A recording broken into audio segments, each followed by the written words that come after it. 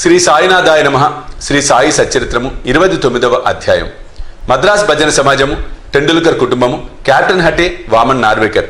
ఈ అధ్యాయంలో రుచికరములు ఆశ్చర్యకరములైన మరిన్ని సాయి కథలు ఉన్నవి. మద్రాస్ భజన సమాజం 1916వ సంవత్సరంలో రామదాసి పందాకు చెందిన మద్రాస్ భజన సమాజం ఒకటి కాశీ యాత్రకు బయలుదేరను. అందులో ఒక పురుషుడు, అతని భార్య, అతని కుమార్తె, అతని వదిన ఉండిరి. వారి పేర్లు తెలియవు. మార్గ మధ్యమున వారు అహ్మద్ నగర్ జిల్లా కోపర్గాం తాలూకాలో సిరిడి అను గ్రామమున సాయి అను గొప్ప యోగేశ్వరుడు ఉన్నారనియు, వారు పరబ్రహ్మ స్వరూపులనియు, ప్రశాంతులనియు, ఉదర స్వభావులని, భక్తులకు ప్రతిరోజు ద్రవ్యము పంచిపెట్టెదరని, విద్యావంతుల కళా కుశలతను బట్టి యథోచితముగా సత్కరించరనియు వినిరి. ప్రతిరోజు దక్షిణ రూపకముగా చాలా డబ్బు వసూలు చేసి దాన్ని భక్త కొండాజీ కూతురు 3 ఏండ్ల అమ్మానికి ₹1, ₹2 నుంచి ₹5 వరకు, కొందరికి జమాలికి ₹6, అమ్మాని తల్లికి ₹10 మొదలుకొని ₹20 వరకు, కొందరు భక్తులకు ₹50 వరకు బాబా ఇచ్చిచుండెను. ఇదంతయు విని సమాజము సిరిడికి వచ్చి అచ్చటాగి భజన చేశాను. వారు మంచి పాటలు పాడిరి, కానీ లోలోన ద్రవ్యము నాశించుచుండిరి. వారిలో 3 పేరాసి గలరు. యజమానురాలు మాత్రము అట్టి స్వభావం కలది కాదు. ఆమె బాబా యందు ప్రేమ గౌరవములు కలది. ఒకనాడు మధ్యాహ్న హారతి జరుగుచుండగా బాబా ఆమె భక్తి విశ్వాసములను ప్రీతి చెంది ఆమె ఇష్టదైవం యొక్క దృశ్యమును ప్రసాదించెను. ఆమెకు బాబా శ్రీరాముని వలె కనిపించెను, కానీ ఇతరులకు మామూలు సాయినాథుని వలె కనిపించెను. తన ఇష్టదైవమును చూచి ఆమె మనసు కరిగెను. కండ నుండి ఆనంద బాష్పములు కార్చుండగా ఆమె ఆనందంతో చేతులు తట్టెను. ఆమె ఆనంద వైఖరికి తక్కిన వారు ఆశ్చర్యపడిరి, కానీ కారణమేమో తెలుసుకుని లేకుండిరి. జరిగినదంతయు ఆమె సాయంకాలము తన భర్తతో చెప్పాను. కండ నుండి ఆనంద బాష్పములు కార్చుండగా ఆమె ఆనందంతో చేతులు తట్టెను. ఆమె ఆనంద వైఖరికి తక్కిన వారు ఆశ్చర్యపడిరి, కానీ కారణమేమో తెలుసుకోలేకుండిరి. జరిగినదంతయు ఆమె సాయంకాలం తన భర్తతో చెప్పాను. ఆమె సాయిబాబాలో శ్రీరామును చూచితనెను. ఆమె అమాయకపు భక్తురాలు అగుడిచే రామును చూచుట ఆమె పడిన భ్రమ అని భర్త అనుకొనెను. అది అంతయు వట్టి చాదస్తమని వెక్కిరించెను. అందరూ సాయిబాబాను చూడగా ఆమె శ్రీరామును చూచుట అసంభవమనెను. ఆమె ఆక్షేపణకు కోపగించలేదు. ఆమెకు శ్రీరామ దర్శనం అప్పుడప్పుడు తన మనసు ప్రశాంతంగా ఉండునప్పుడు, దురాశ లేనప్పుడు లభించుచుండును. ఆశ్చర్యకరమైన దర్శనము ఈ ప్రకారం జరుగుచుండగా ఒకనాటి రాత్రి భర్తకు ఒక అద్భుతమైన దృశ్యము ఈ విధముగా కనపడెను. అతడు ఒక పెద్ద పట్టణంలో ఉండెను. అక్కడ పోలీసులు తనను బంధించిరి. తాడుతో చేతులతో కట్టి ఒక పంజరమున బంధించిరి. పోలీసు వారు తాడు ముడి మరింత బిగించుచుండగా సాయిబాబా పంజరం దగ్గరనే నిలిచి ఉండడు చూచి విచారముగా అతడి తనను, నీ కీర్తి విని నీ పాదముల వద్దకు వచ్చి తిని, నీవు స్వయంగా ఇచ్చట నిలిచి ఉండగా ఆ ఆపద నాపై పడనేలా. బాబా ఇట్లనెను, నీవు చేసిన కర్మ ఫలితమే నీవు అనుభవించవలెను. అతడి తనను, ఈ జన్మలో నాకిట్టి ఆపద వచ్చుటకు నేనేమీ పాపము చేయలేదు.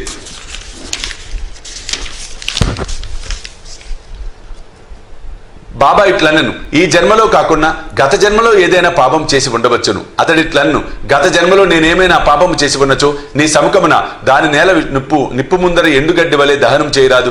బాబా నీ గట్టి విశ్వాసం కలదా అని అడుగగా అతడు కలదు అనెను. బాబా అప్పుడు కండ్లు మూయమనెను. అతడు కండ్లు మూసి తెరిచినంతలో ఏదో కింద పడిన పెద్ద చప్పుడయ్యను. పోలీసు వారు రక్తము కార్చు పడిపోయి ఉండిరి. తాను బంధ విముక్తుడనై ఉండెను. అతడు మిక్తిలు భయపడి బాబా వైపు చూశాను. బాబా ఇట్లనెను, ఇప్పుడు నీవు బాగుగా పట్టుబడితివి. ఆఫీసర్లు వచ్చి నిన్ను బంధించెదరు. అప్పుడు అతడు ఇటులు విన్నవించెను, నీవు తప్ప రక్షించు వారెవరూ లేరు, నన్ను ఎటులైనను కాపాడము. అప్పుడు బాబా వాని కండ్లు ముయ్యమనెను. వాడట్లు చేసి తిరిగి కన్నులు తెరిచినంతలో వాడు పంజరం నుండి విడుదలైనట్లు బాబా పక్కనున్నట్లు కనిపించెను. అతడు బాబా పాదములపై పడెను. బాబా ఇట్లనెను, ఈ నమస్కారములకు ఇంతటి ముందటి నమస్కారములకు ఏమైనా భేదము కలదా? బాగా ఆలోచించి చెప్పుము. అతడు ఇట్లనెను, కావలసినంత భేదం కలదు. ముందటి నమస్కారములు నీ వద్ద పైకం తీసుకున్నటకు చేసినవి. మరియును నేను కోపముతో నీవు మహమ్మదీయుడివై ఉండి హిందువులను పాడు చేచుంటువని అనుకోడని వాడును. బాబా, నీ మనసులో మహమ్మదీయ దేవతలను నమ్మవా అని ప్రశ్నించగా అతడు నమ్మనను. అప్పుడు బాబా, నీ ఇంటిలో పంజా లేదా? నీవు మొహరం అప్పుడు పూజ చేయట్లేదా? మరియు మీ ఇంటిలో మహమ్మదీయ దేవతకు కాడ్బిబి లేదా? పెండ్లి మొదలకు శుభకార్యములప్పుడు ఆమెను మీరు శాంతింప చేయటలేదా అనెను. అతడు దీనంతటికీ ఒప్పుకొనెను. అప్పుడు బాబా, నీకింక ఏమి కావాలను అని అడిగాను. అతడు తన గురువుకు రామదాసును దర్శింప కోరిక కలదు అనెను. వెనుకకు తిరిగి చూడమని బాబా అనెను. వెనుకకు తిరగగానే అతనికి ఆశ్చర్యం కలుగునట్లుగా రామదాస స్వామి తన ముందర ఉండెను. వారి పాదములపై పడెను. రామదాసు అదృశ్యుడైను. జిజ్ఞాస కలవాడై అతడు బాబాతో ఇట్లనెను, మీరు వృద్ధులుగా కనపడుచున్నారు, మీ వయసు మీకు తెలియనా? బాబా, నేను ముసలివాడని అంటున్నావా? నాతో పరిగెత్తి చూడు అనుచు పరుగెట్టుట మొదలెడెను. అతడు కూడా వెంబడించెను. ఆ ధూళిలో బాబా అదృశ్యుడయ్యను. అతడు నిద్ర నుండి మేల్కొనిన వెంటనే స్వప్న దర్శనం గురించి తీవ్రంగా ఆలోచించ మొదలెడెను. వాని మనోవైఖరి పూర్తిగా మారి బాబా గొప్పదనమును గ్రహించెను. అటు పిమ్మట వాని సంశయం వైఖరి పేరాశ పూర్తిగా తొలగెను. బాబా పాదములపై అసలైన భక్తి మనమును ఉద్భవించెను. ఆ దృశ్యం ఒక స్వప్నమే కాని అందుగల ప్రశ్నోత్తరములు చాలా ముఖ్యమైనవి, రుచికరమైనవి. ఆ మరుసటి ఉదయమందరూ మసీదులో హారతి కొరకు గుమిగూడి ఉండగా అతనికి బాబా 2 రూపాయల విలువగల మిఠాయిని 2 రూపాయల నగదునిచ్చి ఆశీర్వదించెను. అతనిని మరికొన్ని రోజులుండుమనను. అతనిని బాబా ఆశీర్వదించి ఇట్లనెను, అల్లా నీకు కావలసినంత డబ్బునిచ్చును, నీకు మేలు చేయును. అతనికి అచ్చట ఎక్కువ ధనం దొరకలేదు, కానీ అన్నింటికంటే మేలైన వస్తువు దొరికెను. అదే బాబా ఆశీర్వాదము. ఆ తర్వాత భజన సమాజమునికి ఎంతో ధనం లభించెను. వారి యాత్ర కూడా జయప్రదంగా సాగెను. వారికి ఎట్టి కష్టము ప్రయాణ మధ్యమును కలగలేదు. అందరూ క్షేమంగా ఇల్లు చేరిరి. బాబా పలుకులు, ఆశీర్వచనములు వారి కటాక్షములచే కలిగిన ఆనందం గురించి మనము చింతించుచుండిమి. తన భక్తులను వృద్ధి చేయుటకు, వారి మనసులను మార్చుటకు బాబా అవలంబించిన మార్గంలో ఒకటి చూపుటకి లీల ఒక ఉదాహరణ. ఇప్పటికీ ఇట్టి మార్గములు బాబా అవలంబించుచున్నారు. టెండూల్కర్ కుటుంబం, బాంద్రాలో టెండూల్కర్ కుటుంబం ఉండెను. ఆ కుటుంబం వారందరూ బాబా యందు భక్తి కలిగి ఉండిరి. సావిత్రిబాయి టెండూల్కర్ శ్రీ సాయినాథ భజనమాల అను మరాఠీ గ్రంథమును 8 అభంగములు పదములతో ప్రచురించెను. దానిలో సాయిలీల అన్నీ వర్ణింపబడి ఉండెను.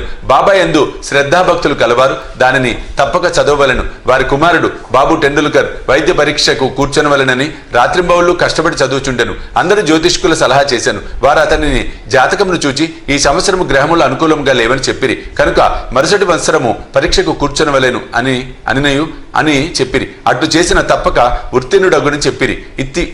ఇది విని అతని మనసుకు విచారము అశాంతి కలిగెను. కొన్ని దినముల తర్వాత అతనికి తల్లి షిరిడీకి పోయి బాబాను దర్శించెను. ఆమె బాబాకు అనేక విషయములతో పాటు తన కొడుకు విచారగ్రస్తుడైన సంగతి కూడా చెప్పాను. ఇది విని బాబా ఆమెతో ఇట్లనెను, నా యందు నమ్మకముంచి జాతకములు, వాని ఫలితములు, సాముద్రిక శాస్త్రముల పలుకులు ఒక పక్కకు త్రోసి తన పాఠములు చదువుకోమని చెప్పుము. శాంత మనసుతో పరీక్షకు వెళ్ళుమనుము. అతడు ఈ సంవత్సరము తప్పక ఉత్తీర్ణుడగును. నా యందే నమ్మకము ఉంచుమనుము. నిరుత్సాహము చెందవద్దు అని చెప్పుము. తల్లి ఇంటికి వచ్చి బాబా సందేశము కొడుకుకు చెప్పాను. అతడు శ్రద్ధగా చదివాను. పరీక్షకు కూర్చొనెను. వ్రాత పరీక్షల్లో బాగుగా వ్రాశాను. కానీ సంశయంలో మునిగి ఉత్తీర్ణుడగుటకు కావలసిన మార్కులు రావు అని అనుకోనెను. కావున నోటి పరీక్షకు కూర్చొనుటకు ఇష్టపడలేదు. కానీ పరీక్షకులు అతన్ని వెంటపడిరి. వ్రాత పరీక్షలో ఉత్తీర్ణుడాయనని, నోటి పరీక్షకు రావాలనని అధికారి కబురు పెట్టాను. ఇట్లు ధైర్యవచనము విని అతడు పరీక్షకు కూర్చొని 2 ఉత్తీర్ణుడయ్యను. గ్రహములు వ్యతిరేకంగా ఉన్నను బాబా కటాక్షంచే ఆ సంవత్సరం పరీక్షలో ఉత్తీర్ణుడయ్యను. సంశయములు, కష్టములు మన భక్తిని స్థిరపరచుటకు మనల్ని చుట్టుముట్టును, మనల్ని పరీక్షించును. పూర్తి విశ్వాసంతో బాబాను కొలుచుచు మన కృషి సాగించినచో మన ప్రయత్నములన్నీ తుదకు విజయవంతమగును. ఈ విద్యార్థి తండ్రి రఘునాథరావు బొంబాయిలో ఒక విదేశీ కంపెనీలో కొలువుండెను. వృద్ధుల గుడిచే సరిగా పనిచేయలేక సెలవు పెట్టి విశ్రాంతి పొందుచుండెను. సెలవు కాలంలో అతని స్థితి మెరుగుపడలేదు. కావున సెలవు పొడిగించవలెను అనుకొనెను. లేదా ఉద్యోగం నుంచి విరమించుకునుట నిశ్చయమని తోచెను. కంపెనీ మేనేజర్ అతనికి పింఛన్ ఇచ్చి ఉద్యోగ విరమణ చేయించవాలని నిశ్చయించను. మిక్కిలి నమ్మకంతో చాలా కాలం తమ వద్ద ఉద్యోగం చేసిన వాడు కనుక ఎంత పింఛన్ ఇవ్వవాలన్నది ఆలోచించుచుండ్రి. అతని వేతనం నెలకు 150 రూపాయలు. పింఛన్ అందులో సగము 75 రూపాయలు. కుటుంబం ఖర్చులకు సరిపోదు. కాబట్టి ఈ విషయమై వారందరూ ఆతురతతో ఉండిరి. తుది నిర్ణయమునకు 15 రోజుల ముందు టెండూల్కర్ భార్యకు బాబా స్వప్నంలో కనిపించి 100 రూపాయలు పింఛన్ ఇచ్చిన బాగుండుననుకొందును. అది నీకు సంతృప్తికరమా అని అనెను. ఆమె ఇట్లు జవాబిచ్చెను, బాబా నన్నేలా అడిగేదవు, మేము నిన్నే విశ్వసించి ఉన్నాం. బాబా 100 రూపాయలు అనినను అతనికి 10 రూపాయలు అధికముగా అనగా 110 రూపాయల పింఛను లభించెను. తన భక్తులపై బాబా ఇట్టి విచిత్రమైన ప్రేమానురాగములను ప్రదర్శించినవాడు. కెప్టెన్ హటే బికనేర్లో ఉండేవాడు. అతడు బాబాకు గొప్ప భక్తుడు. ఒకనాడు బాబా అతని స్వప్నంలో కనిపించి నన్ను మరచితివా అనెను. హటే వెంటనే బాబా పాదములు పట్టుకొని బిడ్డ తల్లిని మరిచినచో అదెట్లు బ్రతుకును అనుచు తోటలోనికి పోయి తాజా చిక్కుడుకాయలు తెచ్చి స్వయం పాకమును దక్షిణను బాబాకు అర్పించనుండగా అతనికి మెలకు వచ్చాను. ఇదంతా ఈ స్వప్నం అనుకున్నాను. ఈ వస్తువులన్నింటినీ షిరిడి సాయిబాబా వద్దకు పంప నిశ్చయించుకున్నాను. కొన్ని దినముల తర్వాత గ్వాలియర్ వెళ్ళాను. అక్కడ నుండి 12 రూపాయల మనీ ఆర్డర్ ద్వారా బొంబాయిలో ఉండిన తన స్నేహితునకు పంపి అందులో 2 రూపాయలతో స్వయం పాకము వస్తువులు చిక్కుడుకాయలు కొని 10 రూపాయల దక్షిణ సమర్పించవలెనని వ్రాశాను. ఆ స్నేహితుడు షిరిడికి పోయి కావలసిన సామాన్లు కొనెను. కానీ చిక్కుడుకాయలు దొరకలేదు. కొంచెం సేపటికి ఒక స్త్రీ తలపై చిక్కుడుకాయల గంపను పెట్టుకొని వచ్చాను. అతడు చిక్కుడుకాయలు కొని స్వయం పాకం సిద్ధం చేసి కెప్టెన్ హటే పక్షమున దానిని బాబాకు అర్పించాను. నిమోన్కర్ మరుసటి దినము అన్నము కూర చేసి బాబాకు అర్పించాను. బాబా భోజనం చేయనప్పుడు అన్నము ఇతర పదార్థములను మాని చిక్కుడుకాయ కూర తినెను. ఈ సంగతి స్నేహితుని ద్వారా తెలుసుకున్న హటే సంతోషమునకు అంతు లేకుండెను. పవిత్రం చేసిన రూపాయి. ఇంకొకసారి హటేకు తన ఇంట్లో బాబాకు తాకి పవిత్రమనిచ్చిన రూపాయి ఉంచవలెనని కోరిక కలిగాను. షిరిడీకి పోవు స్నేహితుడు ఒకరు తటస్థపడగా వారి ద్వారా హటే రూపాయి పంపాను. ఆ స్నేహితుడు షిరిడీ చేరాను. బాబాకు నమస్కరించిన పిదప తన గురుదక్షిణ వసంగాను. బాబా దానిని జేబులో వేసుకున్నాను. తర్వాత హటే ఇచ్చిన రూపాయిని ఇవ్వగా బాబా దానివైపు బాగా చూసి తన కుడి చేతి బొటను వ్రేలుతో పైకి ఎగురవేసి ఆ స్నేహితునితో ఇట్లనెను, దీనిని దాని యజమానికి ఊది ప్రసాదముతో కూడా ఇచ్చివేయము, నాకేమీ అక్కరలేదని చెప్పుము, శాంతముగా సంతోషముగా ఉండుమనెను.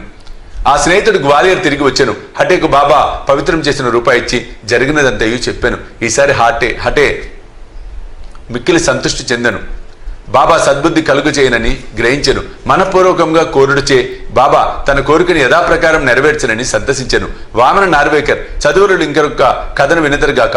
వామన నార్వేకర్ అని భక్తుడు బాబాను మిక్కిలి ప్రేమించువాడు. ఒకనాడతడు 1 రూపాయి తెచ్చాను. దానిని ఒక పక్క సీతారామ లక్ష్మణులు ఇంకో పక్క భక్తాంజనేయుడు కలరు. అతడు దానిని బాబాకిచ్చాను. బాబా దానిని తాకి పవిత్రమనర్చి ఊది ప్రసాదంతో తనకివ్వవలనని అతని కోరిక.